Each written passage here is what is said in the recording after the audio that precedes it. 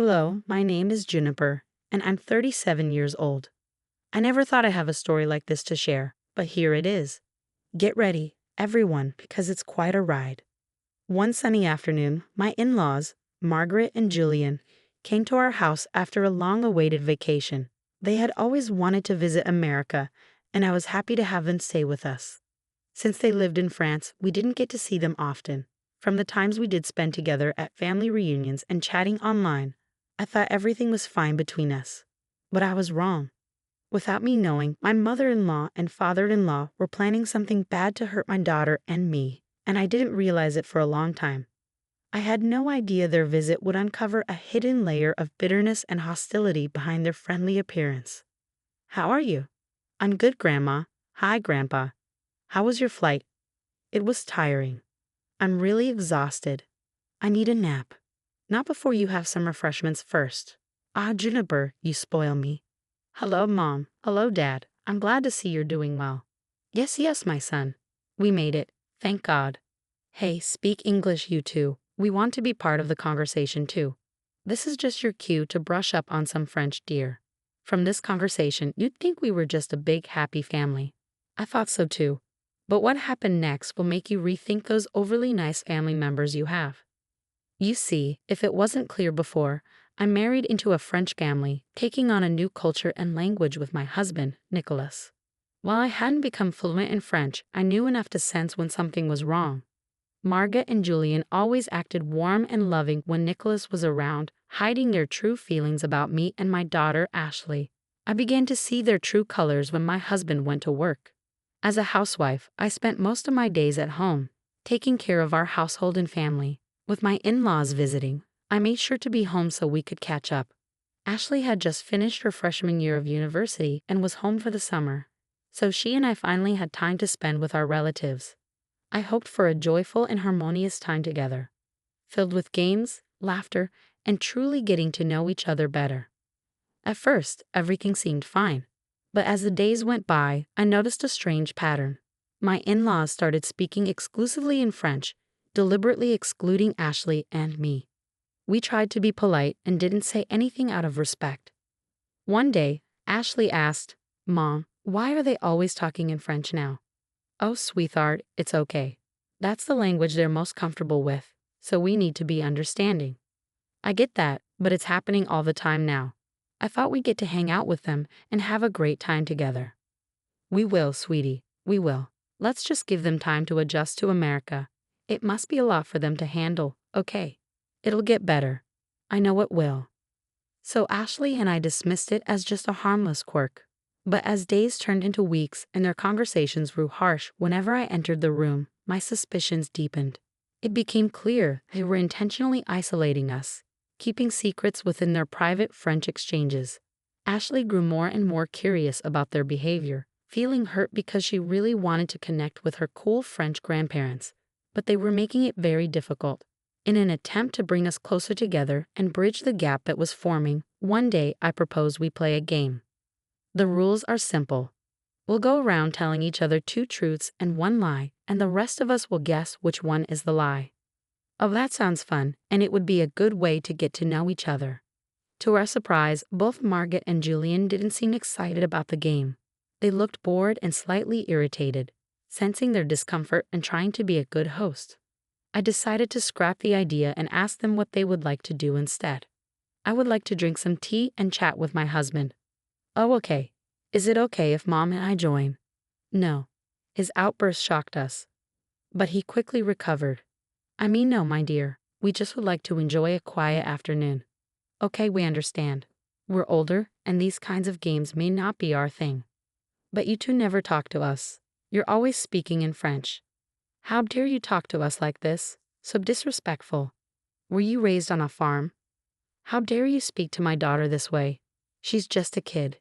She wants to hang out with you guys, but you're making it difficult. How can you say something so mean?" "Whatever. Let's go, Julian." Julian and Margaret stood up from the table, speaking loudly in French, not bothering to hide their words. I couldn't understand exactly what they were saying, but from their tone and body language, it was clear they were talking about us. And it wasn't nice. I felt too embarrassed to tell Nicholas when he came home that evening. I was afraid he would notice the tension at dinner. To our surprise, both Margaret and Julian were suddenly very nice to us, as if nothing had happened earlier. We were chatting as if we were one big happy family, but Ashley and I couldn't shake off the feeling that something wasn't right. Days later, fueled by curiosity and feeling betrayed, I decided to take action. While Margaret and Julian chatted in the living room, I discreetly reached for my phone and hit record. With shaking hands, I captured their voices and words, hoping to uncover the truth hidden in their secret conversations. After successfully recording their voices, I gained confidence. One day turned into 2, then 3, then 4, and soon I had collected recordings of their conversations spanning a week. I carefully gathered evidence, documenting whenever they spoke. I only had basic knowledge of French, so I couldn't understand everything they said. But as I listened repeatedly, I caught some rude words. I was afraid of what I might find if I translated everything, but I knew I had to uncover the truth. Luckily, I had a friend who spoke French. Camille was from Senegal and moved to the States as a baby. Although she grew up as an American, her immigrant parents made sure she could still speak her native language. She was the perfect person to help me decipher the information.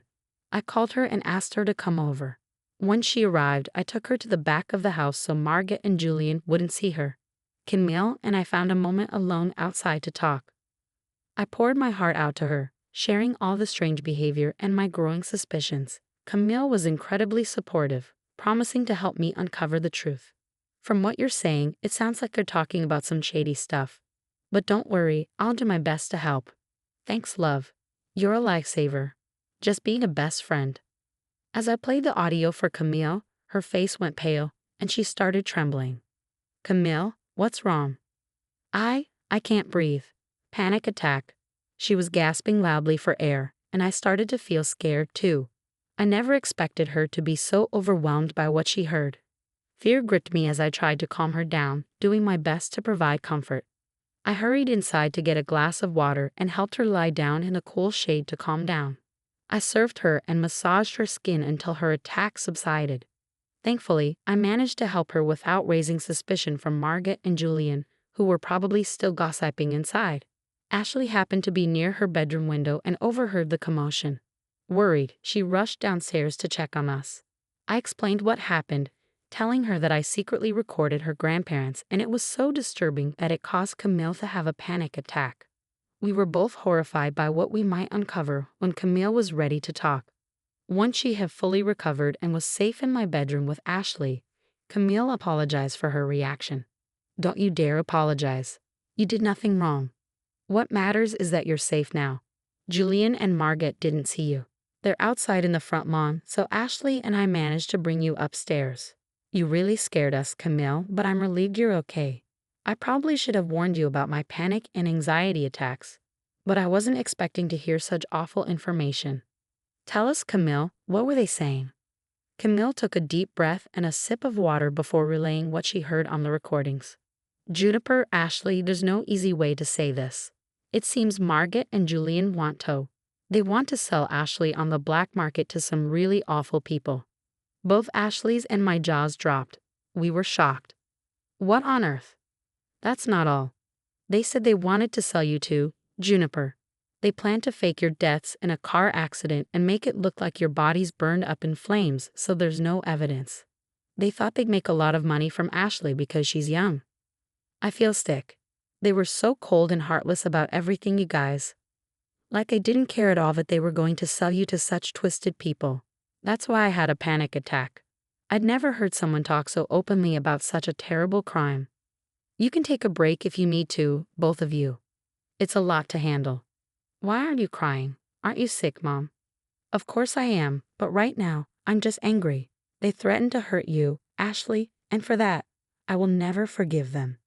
They said more awful things, but I'll spare us the details, at least for now.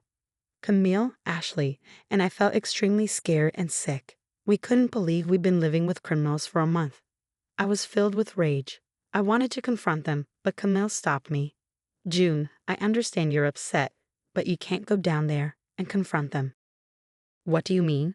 They threatened my daughter's life. I know, Juniper. I just don't think it's safe for you to confront them without a plan. You live with these people. Who knows what they might do if they feel threatened? You're right. We have an advantage because we know their plans. We can't lose that. So what's the plan? We're getting out of here. What? Yes. Pack your essentials and lock your door, just in case. I'll do the same. Camille, help Ashley while I call Nicholas. Okay, we'll be back when we're ready. Once they left the room, I couldn't hold back my tears.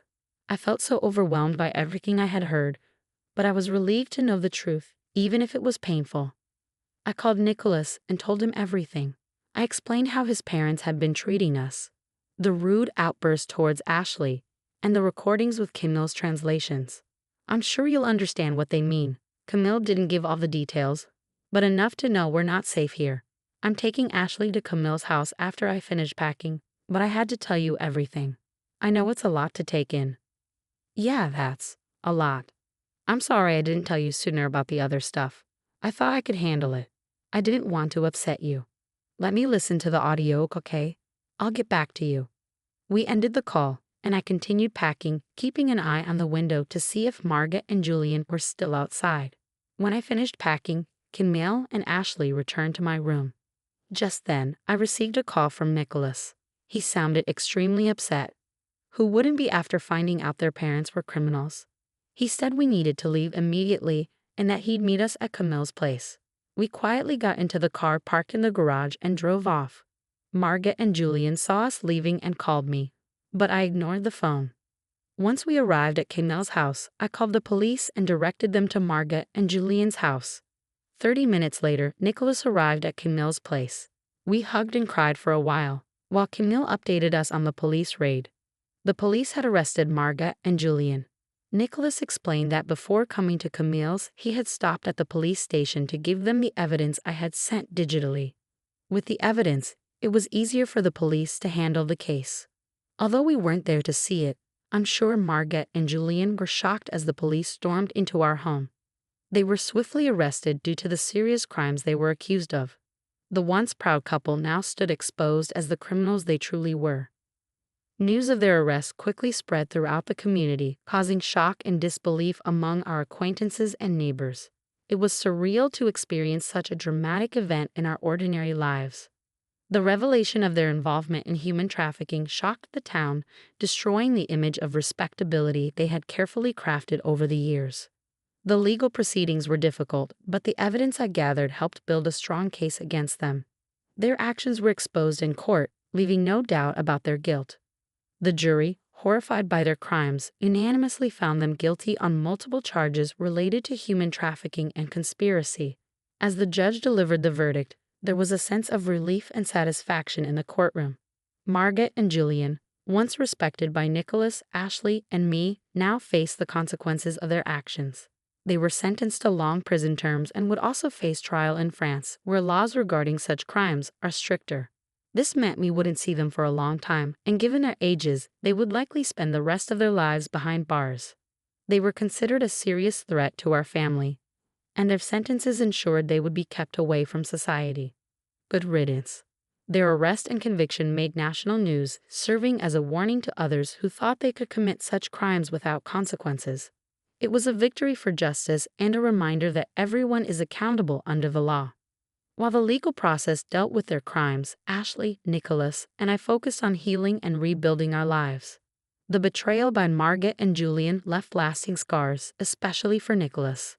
But we stood together, supporting each other as we navigated the aftermath of their arrest and worked to overcome the trauma we had endured.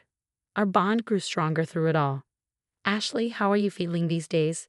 You've shown incredible strength through everything, I asked, breaking the heavy silence that filled the room.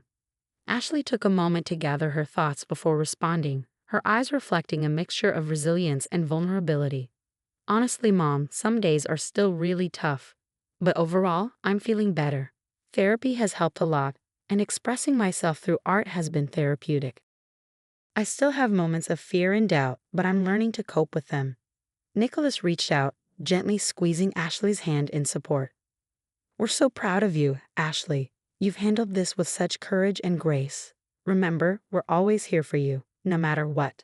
I nodded in agreement, feeling a swell of pride and love for my daughter. Yes, Ashley, we're here to support you every step of the way. We've come a long way, but there's still healing to be done. Let's continue to lean on each other and move forward together. With renewed determination and a shared sense of resilience, we embrace the challenges ahead, knowing that as a family, we could overcome anything. It hasn't been easy, Mom, but I'm making progress. Art has become my safe place, a way to express and let go of the pain. And therapy is helping me see things differently and trust again. We're so proud of you, Ashley. Your strength inspires us every day. We're here for you always. That's right, sweetheart. We're in this together, supporting and lifting each other up as we move forward. We've come a long way, and our future looks brighter. Thank you both. I don't know where I'd be without your love and support. We've faced challenges, but we've grown stronger. Now we have the chance to take back our lives and make a positive difference. Absolutely, my love. We've faced the darkest of times, but we've emerged stronger than ever. We won't let others' actions define us. Together, we'll build a future full of love, happiness, and fulfillment.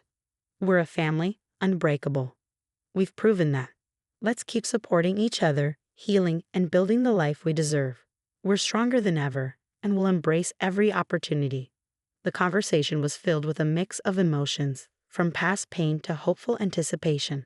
As we continued our journey, we found comfort in each other, knowing we could overcome anything together and create a life of love and joy.